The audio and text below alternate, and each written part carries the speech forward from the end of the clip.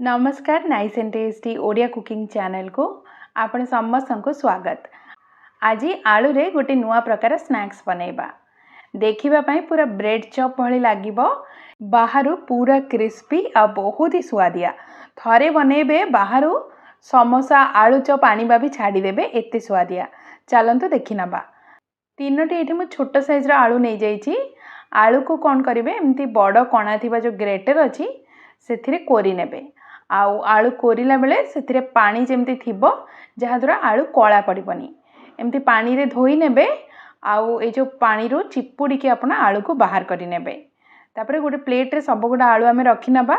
एबे आमे कुकिंग करिबा पई गोटे कढ़ी नै जिबा। सेथिरे मु गोटे बड़ चमच सोरिष तेल दे नेछि। गोटे इंच अदा को कोरी के पके नेबे। गोटे कंचा लंका पके नबा। किछि भुर्संग पत्र को एमती छोट करी के काटी के पके नेबे। धनिया पत्र पसंद थिले धनिया पत्र भी पके पारिबे। अदा और कंचा लंका हल्का भाजी हेसला परे आमे जो चिपुड़ी की आलू कोरा रखी थिले ताको पके नबा। एठी आमे मीडियम फ्लेम रे आलू को एमती मिसेबा। आ गोटे 2 मिनट पई केवल कुक करिबा। गोटे 2 मिनट एमती भलो भाबरे मिसे सला परे सेथिरे आमे गोटे कप पानी दे नबा। गैस को हाई फ्लेम रे रखिबा। एमती फुटी आसले लो फ्लेम करिकी सेथिरे पाउ चमच हळदी गुंड, आधा चमच लंका गुंड, आधा चमच मसला गुंड आउ आधा चमच आमे लूण दे नबा। तापरे एमती गोटे थर फुटीबा पई देबा। थरे एमती फुटी आसले लो फ्लेम करि नेबे। तापरे जो कप रे आमे पानी नेतले से कप रे गोटे कप आमे आटा पके नबा। ध्यान रखिबे गैस को लो फ्लेम करिकी पकेबे। आटा पकेला परे पूरा सांगे सांगे भलो भाबरे मिसे नेबे। आउ एमती देखंतु पूरा भलो भाबरे मिसी गला परे गैस को आमे बंद कर नबा। आउ गोटे घोड़ेनी घोड़े नबा 5 मिनट पई। गैस एठी हमरा बंद अछि। 5 मिनट परे कवर बाहर करिबा। तापरे आमे एठी आउ 5 मिनट पई खोला रे एमती ठंडा बा पई देबा। हल्का ठंडा हेसला परे आपण जेमती हाथ रे ताकू धरि पारथिबे। ठंडा हेसला परे हाथ रे आमे एमती जेमती आटा चकटंती से भली भलो भाबरे चकटी नबा। देखंतु एमती चकटी नै कि भलो भाबे गोटे नरम आटा रे जंता बनै नेबे। तापरे गोटे प्लेट किंबा गोटे चॉपिंग बोर्ड नेबे। आउ तळे पूरा भलो भाबरे एमती तेल लगे नेबे। तापरे ए जो आटा रो चकटा अछि ताको आमे रखिबा।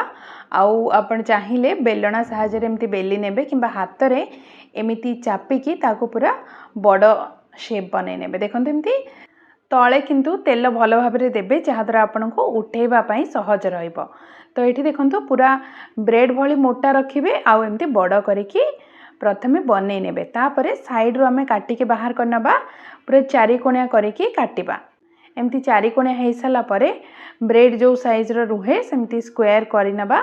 तापरे मझी रो एमती 3 कोणिया करिकी आमे काटी नबा। देखंतु जेमिति मु वीडियो रे देखोची सेही टाइप रो एमती काटी नेबे। तापरे ये सब पीसेस को अलग अलग करिकी गोटे प्लेट रे आमे रखि नबा।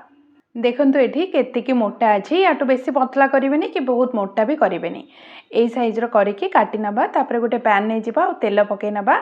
तेल प्रथमे भलो भाबरे गरम करनेबे। गरम हेसला परे गैस को मीडियम फ्लेम करिकी पैन रे जेते जागा हबो सेते आपण पके नेबे। एबे हमें सांगे सांगे ओलटेबानी। गैस को मीडियम टू टिके हाई फ्लेम रे रखिबा। और रखिकी गोटे रे 2 मिनट सेमती छाडी नबा। 2 मिनट परे देखंतु सब भाजी हे के ऊपर को आस जाईची। तापरे एमती ताकू ओलटेई नबा। ओलटेई की तळ साइड भी आपण भाजी नेबे। आ पूरा गोल्डन कलर हेबा जाय याको आमे कुक करनबा। छाणी के बाहर करि नबा। सेम प्रोसेस रे बळी जायथिबा जो पीसेस अछि ताकू भी आपण मीडियम फ्लेम रे छाणी नेबे। लो फ्लेम करिवेनी किंबा हाई फ्लेम भी करिवेनी। देखंतु केते क्रिस्पी देखा जाउची। मु एठी सब गुडा पीस छाणी नेची देखिबा पई जेमिति क्रिस्पी देखा जाउची खाइबा पई ताठु सुआदिया। एई शीत दिने संध्या बेले बहुत ही कम समय रे हेल्दी चाहा सहित खाइबा पई एमितिया आलू और अटार स्नैक्स थरे निश्चय बनांतु। वीडियो पसंद आसले वीडियो को लाइक करंतु, शेयर करंतु। Nice and tasty Odia channel को एबे ही सब्सक्राइब करंतु।